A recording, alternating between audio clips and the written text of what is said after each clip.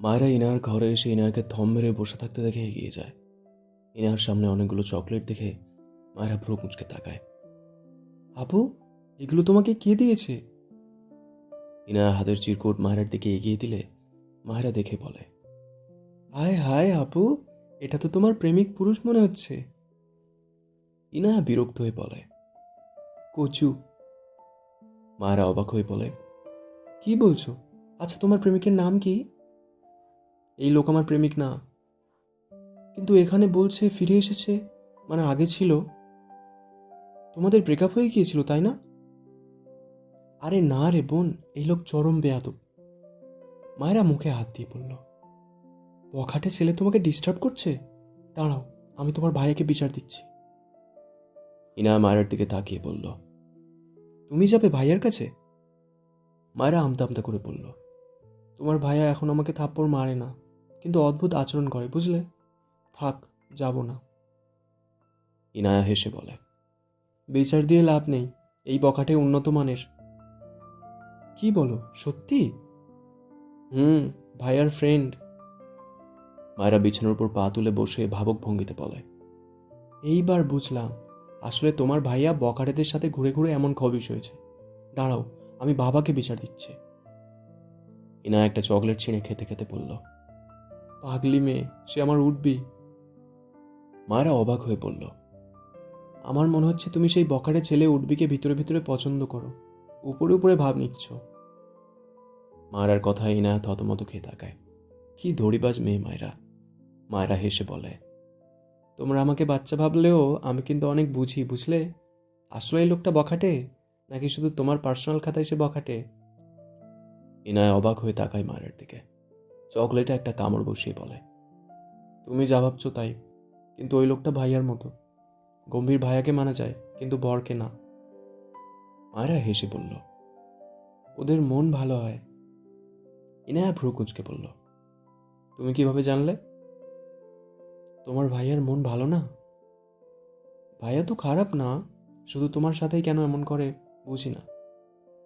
মায়েরা মাথা নিচু করে মলিন মুখে বলে, আসলে আমি ওনার দিক থেকে ভেবেছি আপু, বিয়ে জিনিসটা জোর করে হয় না। ওনার পছন্দের মানুষ থাকতে পারে, সেখানে তার বাবা জোর করে বিয়ে দিয়েছে আমার সাথে। আসলে কাউকে মন থেকে মেনে নিতে না পারলে কখনো বিয়ে করা উচিত না। আর এভাবে জোর করে কোনো বাবা মায়ের বিয়ে দেওয়াও উচিত না। তোমার বাবা কাজটা ঠিক করেননি। মায়ের কথা শুনে ইনা অবাক হয়ে তাকায় মায়ের দিকে।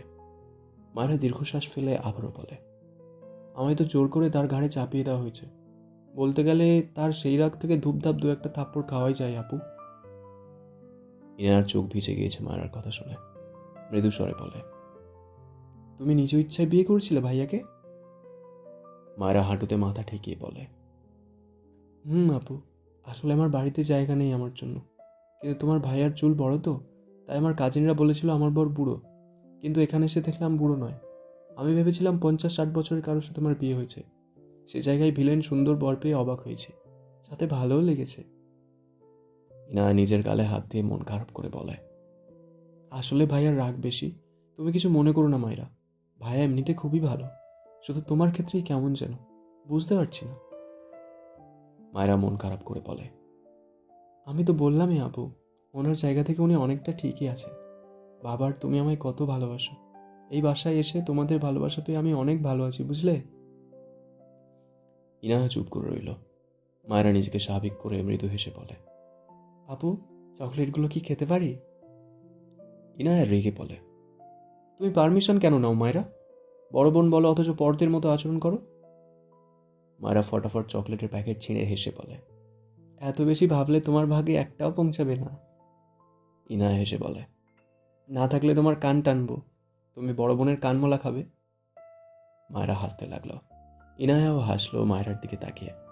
মায়েরা মেয়েটাকে 90% সময় বাচ্চা লাগলেও মাঝে মাঝে অনেক বেশি বড় লাগে ইনায়ার কাছে। মায়েরা ফিজিক্স বই নিয়ে বসে আছে। তার মাথা কেমন যেন ভারী লাগছে। আর 20 দিন পর পরীক্ষা, কিন্তু পড়াগুলো তো সব গুলে খেয়েছে। অন্য সাবজেক্টগুলোর অবস্থা এত করুণ নয় যতটা ফিজিক্সের অবস্থা। বই নিয়ে ইনায়ার ঘরে গেল। ইনায়া ফোন স্ক্রোল করছিল। মায়েরাকে বই হাতে দেখে জিজ্ঞেস করে, কি হয়েছে মায়েরা? মায়েরা মনমরা হয়ে ইনার পাশে বসে বই এগিয়ে দিয়ে বলে, আপু, আমাকে কয়েকটা অধ্যায় বুঝিয়ে দিবা? আমি পড়েছিলাম, এখন কেমন যেন গুলিয়ে যাচ্ছে। ইনা মায়রার বই নিয়ে উল্টে পাল্টে দেখল, এরপর মাথা তুলে বলে, আমি বোঝাতে পারবো, কিন্তু তুমি হয়তো কিছুই বুঝবে না। একটু ভেবে বলল, ভাইয়া পারবে, যার আপুকে তো ভাইয়াই পড়িয়েছিল। মায়েরা ভ্রু কুঁচকে বলল, উনি তো ভার্সিটির ইংলিশ টিচার। হ্যাঁ, কিন্তু তোমাকে ফিজিক্স বোঝাতে পারবে, নো প্রবলেম, এসো। মায়েরা দ্রুত বলে, না না আপু, দরকার নেই, তোমার ভাইয়ার থাপ্পড় খাওয়ার চেয়ে ফেল করা ভালো। ইনায়া অসহায় মুখ করে বলল, মায়েরা, ভাইয়া কিছুই বলবে না, উল্টে তুমি একটা অধ্যায় বুঝতে চাইলে ভাইয়া একটা জায়গায় দুটো অধ্যায় খুব সুন্দর করে বুঝিয়ে দিবে। মায়েরা বিছানা থেকে নেমে বলে, তুমি তোমার ভাইয়াকে চিনতেই পারোনি আপু। ধরো আমি ওনার সামনে পড়তে বসেছি, এখন উনি কিভাবে শুরু করবেন আমি দেখাচ্ছি তোমায়, ওয়েট। এরপর দুহাত কোমরে রেখে ইনায়ার সামনে গিয়ে দাঁড়ালো, ডান হাত উঁচিয়ে গম্ভীর মুখের অ্যাক্টিং করে বলে, ব্লা ব্লা ব্লা স্টুপিড, ব্লা ব্লা ব্লা ইডিয়েট, ব্লা ব্লা ব্লা ইডিয়েট, ব্লা ব্লা ব্লা স্টুপিড, ব্লা ব্লা, বুঝেছো স্টুপিড? ইনায়া চোখ বড় বড় করে মায়ের দিকে তাকিয়ে আছে। মায়েরা হঠাৎই হাত এগিয়ে থাপ্পড় মারার ভঙ্গি করে বলে, থাপ্পড় দিয়ে সব দাঁত ফেলে দিব স্টুপিড। ইনায়া তবদা খেয়ে মায়ের দিকে চেয়ে আছে। মায়েরা তার অ্যাক্টিং শেষ করে লম্বা শ্বাস ফেলে, এরপর মুখে হাত দিয়ে হাওয়া খাওয়ার ভঙ্গি করে বলে, তুমি কিছু বুঝেছো আপু? বোঝোনি তো, বুঝবে কি করে? উনি স্টুপিড আর ইডিয়েট ছাড়া কথা বলতে পারে না, বুঝলে? এত এত স্টুপিড আর ইডিয়েটের মাঝে পড়ার লাইনই খুঁজে পাবো না, বুঝবো কি করে বলো? আসলে তোমার ভাই একটা গন্ডার, অনুভূতি নেই। জানো, সেদিন আমার গায়ে যত শক্তি ছিল সব শক্তি দিয়ে কামড় দিলাম, আর কোনো রিয়েকশনই নেই। আরে মানুষকে মশা কামড় দিলেও তো একটু আউ করে, ওই লোকটা তাও নয়। কি একটা অবস্থা। ইনায়া চোখ বড় বড় করে থেমে থেমে বলে, ভাইয়া। মায়েরা বাম হাত কোমরে রেখে ডান হাতে কপালে একটা আলতো থাপ্পড় দিয়ে বলে, হ্যাঁ আপু, তোমার ভাইয়ার কথাই তো বললাম। ইনায়া ঢোক গিলে বলে, তোমার পিছনে ভাইয়া। ইনায়ার কথা শুনে মায়েরার মুখ শুকিয়ে যায়, মুহূর্তেই মুখটা অসহায় হয়ে যায়। ধীরে ধীরে ঘাড় বাঁকিয়ে তাকালে দেখলো তার থেকে দুহাত দূরত্বে ইরফান দাঁড়িয়ে আছে। মায়েরা ঢোক গেলে ইরফানের দিকে ঘুরে দাঁড়িয়ে আমতা আমতা করে বলে, আপনি কেন আসলেন? ইরফান তীক্ষ্ণ চোখে চেয়ে আছে মায়েরার পানে, গম্ভীর গলায় বলল, তোমাকে থাপড়াতে। সাথে সাথে মায়েরার দুহাত দু গালে চলে যায়, কাঁদো কাঁদো মুখ করে বলে, না, আমি ওসব আপনাকে বলিনি, আপনার যমজ ভাইকে বলেছি, বিশ্বাস করুন। ইরফান বিরক্ত হলো, ইনার দিকে তাকিয়ে বলে, ফাইজের কল রিসিভ করবি? ইনায় মাথা নিচু করে থাকলো, কিছু বলল না। ইরফান ধমকে বলে, কথা কানে গিয়েছে? ইনায় মাথা নিচু করে মুখ বাঁকায়, উপর থেকে মাথা নাড়িয়ে সম্মতি জানায়। ইরফান মায়েরার দিকে তাকিয়ে বলে, আমার ঘরে এসো। মায়েরা কাঁদো কাঁদো মুখ করে বলে, কেন? ইরফান রেগে বলে, থাপ্পড় দিব তাই, ইডিয়েট। কথাটা বলে গটগট পায়ে ইনার ঘর থেকে বেরিয়ে যায়। ইনা মায়েরার দিকে বই এগিয়ে দিয়ে বলে, ভাইয়ার ঘরে যাও, বুঝিয়ে দেবে। মায়েরা মাথা দুদিকে নাড়িয়ে বলে, না আপু, শুনলে তো তোমার ভাই আমাকে মারবে বলে যেতে বলেছে। ইনা বই নিয়ে বিছানা থেকে নেমে বলে, আরে বোকা, তোমাকে বুঝিয়ে দেবে এজন্য যেতে বলেছে, মারলে এখনই মারতো। মায়েরা ভাবলো তাও ঠিক। অতঃপর ইনার হাত ধরে বলল, তুমি আমার পাশে বসে থাকবে, আচ্ছা? ইরফানের ঘরের দরজার সামনে দাঁড়িয়ে আছে মায়েরা। ইনাকে দরজা খুলতেও দিচ্ছে না, নিজেও খুলছে না। মায়েরা তখনকার তার বলা কথাগুলো শুরু থেকে ভাবছে, সে শিওর আজ থাপ্পড় পড়বে তার গাল। ইনায়া হাই তুলছে বারবার। রাত বাজে 11টা। এদিকে মায়েরা স্ট্যাচু হয়ে দাঁড়িয়ে আছে। ইনায়া ঘুমিয়ে পড়ে যাবে মনে হচ্ছে। মায়েরার পাশে বসার সুযোগ তার হবে না, এখন তাকে ঘুমাতে হবে। উপায় না পেয়ে ইরফানের ঘরের দরজা বা হাতে ধাক্কা দিয়ে ডান হাতে মায়েরাকে ঘরের ভিতরে ধাক্কা দেয়। মায়েরা বুঝতেই পারেনি ইনা এমন করবে। মিটিমিটি আলোয় ঘেরা ঘরে মায়েরা হুমড়ি খেয়ে পড়েছে, কিন্তু মেঝেতে নয়, ইরফানের উপর। মায়েরার পা ছড়িয়ে কাঁদতে ইচ্ছে করছে। ইনায়াও এখন আর তাকে সঙ্গ দেয় না, বাঘের মুখে ধাক্কা মেরে চলে যায়। ইরফান গম্ভীর গলায় শক্ত কণ্ঠে বলে, সারা রাত এভাবেই থাকার ইচ্ছে নিয়ে এসেছো, স্টুপিড। মায়েরা দ্রুত ইরফানের থেকে দূরে সরে দাঁড়ায়। ইরফানের পরনে শার্ট নেই। মায়েরা এদিক ওদিক তাকিয়ে বলে, আপনার জামা কাপড় নেই? ইরফান কফির মগে চুমুক দেয়, কিছু বলে না। মায়েরার মনে হলো সে ফেল করবে। একবার ফেল করলে কিছু হবে না, এই কন্ডারের কাছে পড়ার ইচ্ছে নেই। উল্টো ঘুরে যেতে নিলে ইরফান তার আগেই এগিয়ে গিয়ে তার ঘরের দরজা লক করে দেয়। মায়েরা থতমত খেয়ে তাকায়, ইরফান ঘরের বড় লাইট জ্বালিয়ে সোফায় বসে সামনের টেবিলে কফির মগ রেখে বলে, কাম। মায়েরা এগিয়ে গেল। সোফার ছোট টুলে বসে ইরফানের দিকে বই এগিয়ে দিয়ে কোমরের ডান হাত দিয়ে বলল, আপনি শার্ট পরুন, নয়তো আমি আপনার কাছে পড়ব না। ইরফান মায়েরার কথায় পাত্তা দিল না। বই উল্টে পাল্টে দেখে রেগে বলে, জীবনে বই খুলেছিলে? মায়েরা আমতা আমতা করে বলে, হ্যাঁ পড়েছি, শুধু দাগাইনি। এর পিছনে একটা মহৎ কারণ আছে, আর সেটা হলো বইটা অনেক কষ্ট করে ছাপিয়েছে মানুষ। আমি তাদের কষ্ট করে করা কাজকে সম্মান করতেই বইটা নতুন রেখেছি, বুঝলেন? একটাও দাগ লাগতে দিইনি। ইরফান বিরক্ত হয়ে মায়েরার দিকে তাকিয়ে দাঁতে দাঁত চেপে ধমকের স্বরে বলল, থাপ্পড় দিয়ে সব দাঁত ফেলে দিব স্টুপিড। এক্সাম 2 সপ্তাহ পর, আর তুমি ফাজলামো করছো এখনো? ইরফানের ধমকে মায়েরা কেঁপে ওঠে। এদিক ওদিক তাকিয়ে কিছু একটা ভেবে বলে, কখনো শুনেছেন কোনো টিচার তার স্টুডেন্টকে খালি গায়ে পড়ায়? আপনিও তো পড়ানোর নাম করে খালি গায়ে বসে আমার দাঁত ফেলে দিতে চেয়ে ফাজলামো করছেন। ইরফান রাগে হাতের বই ছুঁড়ে মারল। মায়েরা ভয় পেয়ে বসা থেকে দাঁড়িয়ে যায়। ইরফান চোখ বুজে কয়েকবার শ্বাস নিল। বা হাতে ঘাড় ডলে খানিকক্ষণ চুপ করে রইল। এরপর চোখ খুলে শক্ত কণ্ঠে বলে, সিট। মায়েরা ঢোক গিলে আবারও আগের জায়গায় বসে। মুখে হাত দিয়ে আছে, কথা বলা যাবে না। সে মুখ খুললে যে ব্রেক থাকে না। ইরফান একটা জেল পেন নেয়, সাদা একটা খাতা মেলে মায়েরাকে ইম্পর্টেন্ট চ্যাপ্টারের মৌলিক ব্যাপারগুলো থেকে বোঝাতে শুরু করলো। মায়েরা ভীষণ মনোযোগী হয়ে শুনছে। বোঝার ফাঁকে ফাঁকে ইরফানের দিকে তাকায়। ইরফান ভীষণ সিরিয়াসভাবে বোঝাচ্ছে। মায়েরা আড়ালে একটু হাসে। ইরফানের দিকে তাকিয়েই বিড়বিড় করে, বুড়ো জামাই থেকে ভিলেন জামাই, মূর্খ থেকে চরম লেভেলের ব্রিলিয়ান্ট জামাই বের হয়ে আসলো। আয় হায়, আমার কপাল তো খুলে গেল রে। সে সময় ইরফান মায়ের দিকে ভ্রু কুচকে তাকায়। মায়েরাকে একা বিড়বিড় করতে দেখে রেগে বোম হয়ে যায়। এই ইডিয়েটকে সে বোঝাচ্ছে, আরে একা একা কথা বলছে। ধমকে বলে ওঠে, হোয়াট হ্যাপেন্ড? মায়েরা থতমত খেয়ে বুকে থুতু দিয়ে বলে, কিছু না, কিছু না। ইরফান আড়াআড়িভাবে দুহাত গুঁজে গম্ভীর গলায় বলে, বোঝাও। মায়েরা অসহায় মুখ করে খাতার দিকে তাকায়। একটুর জন্য মনোযোগ দেয়নি, তাতেই লোকটা ধরে নিল। বাকি 2 ঘন্টা যে মনোযোগ দিল। ইরফান রেগে বলে, কিছু বলেছি আমি। মায়েরা খাতার দিকে তাকায়। বর্তনীর অধ্যায় এটা। সিরিজ সার্কিট আর প্যারালাল সার্কিটের আঁকাপাকা চিত্র। মায়েরা তো সব ভুলে গিয়েছিল বলেই এসেছিল, কিন্তু এই জায়গায় এসেই মনোযোগটা বিচ্ছিন্ন হয়ে গেল। মাথা তুলে ইরফানের দিকে তাকায়। ইরফান তীক্ষ্ণ চোখে মায়ের দিকেই চেয়ে। মায়েরা জিভ দিয়ে ঠোঁট পিছিয়ে বলে উঠল, বিসমিল্লাহ। ইরফান ভ্রু কুঁচকে বলে, হোয়াট? মায়েরা মেঘি এসে বলে, প্রিপারেশন নিচ্ছিলাম, শুনুন আমি আপনাকে বোঝাচ্ছি।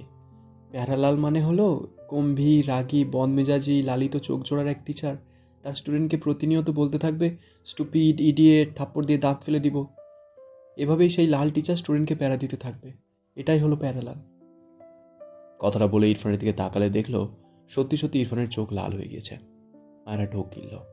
আমতা আমতা করে বলল, উদাহরণস্বরূপ আপনি লালিত চোখের অধিকারী টিচার, আর আমি সেই অসহায় প্যারাময় স্টুডেন্ট। ইরফান ডান হাত মুষ্টিবদ্ধ করে রেখেছে। চোখ মুখ অস্বাভাবিক শক্ত। মায়েরা আবারও আমতা আমতা করে বলল, আমি জানি আমার সংজ্ঞা ভুল, কিন্তু আমি তো যৌক্তিক কথা বলেছি। আর বিজ্ঞান মানেই যুক্তি। যুক্তি ছাড়া বিজ্ঞান কথা বলে না, আমিও বলিনি। ইরফান রাগে চিৎকার করে বলে, what the hell are you? কথাটা বলে টেবিলের উপর একটা পাঁচ মারে। মায়েরা কেঁপে ওঠে, দ্রুত বসা থেকে দাঁড়িয়ে যায়। ইরফান রাগে মাথার চুল টেনে ধরল। আর নিতে পারছে না এই পাঁচালকে। মায়েরা বুঝেছে তার মুখের ব্রেক ভেঙে অনেক কিছু বলে ফেলেছে, আর এখানে থাকা যাবে না। পা টিপে টিপে দরজার কাছে যায়, কিন্তু দরজা খুলতে পারছে না। ইরফান বসা থেকে দাঁড়িয়ে মায়েরার পিছনে গিয়ে দাঁড়ায়। মায়েরা বুঝতে পেরে দরজার সাথে লেগে যায়। ইরফান ঝটকা মেরে মায়েরাকে তার দিকে ফেরায়। মায়েরার চোখে পানি জমে গিয়েছে। ইরফানের রাগ দেখে মেয়েটা এত ভয় পাচ্ছে, না জানি তাকে কি করবে। মায়েরা ইরফানের লাল চোখ দেখে আবারও চোখ সরিয়ে নেয়। ইরফান কিছুই বলল না। মায়েরার হাত ধরে টেনে এনে জোর করে সোফায় বসালো। এরপর মায়েরার গা ঘেঁষে সেও বসল। টেবিলের উপর থেকে স্কচ টেপ নিয়ে খুবই শান্তভাবে মায়েরার মুখে লাগিয়ে দিল। মায়েরা বাধা দিতে চায়। ইরফান মায়েরার দুহাত পিছনে নিয়ে তার বাঁ হাত দিয়ে শক্ত করে ধরে রাখে। মায়েরা ঘাড় বাঁকিয়ে চোখ বড় বড় করে তাকিয়ে থাকে ইরফানের দিকে। ইরফান ডান হাতে খাতা এগিয়ে আনে, জেল পেন তুলে নিয়ে শান্ত স্বরে বলে, সব কমপ্লিট করে তবেই ঘরের বাইরে পা রাখবে, দ্যাটস ফাইনাল।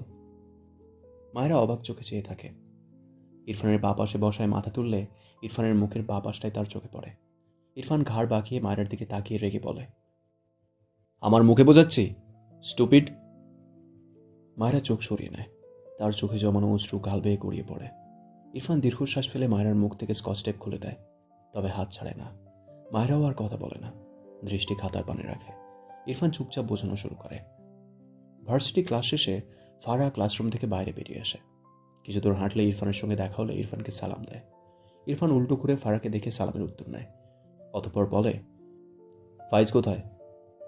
ফারা মাথা নাড়িয়ে বলে, ভাইয়ের আমাকে নিতে আসার কথা, কিছু বলবেন? ইরফান পকেটে হাত রেখে বলে, আমার কল রিসিভ করছে না, ওকে বলবে ফোন চেক করতে। ফারা মাথা নাড়িয়ে সম্মতি দিয়ে বলে, জি আচ্ছা ভাইয়া। এই বলে এগিয়ে যায়। রাস্তার পাশে দাঁড়িয়ে থাকে বেশ কিছুক্ষণ, কিন্তু তার ভাইকে দেখে না। বিরক্ত হয়। তার পাশে ক্লাসের একটা মেয়ে এসে দাঁড়ায়। কার জন্য অপেক্ষা করছো? ফারা রাস্তার দিকে তাকিয়ে বলে, ভাইয়া। কথা বলতেই কয়েক হাত দূরত্ব থেকে শুদ্ধ ডাকে, এই যে মেয়ে, এসো। ফারা বিরক্ত হয়ে শুদ্ধর দিকে তাকিয়ে চোখ সরিয়ে নেয় সাথে সাথে। তার পাশের মেয়েটা অবাক হয়ে বলে, এটা তো আমাদের স্যার, তোমাকে ডাকছে কেন? আমার ভাই হয় তাই। এরপর ফারা হাত নেড়ে বলে, আসছি, বাই।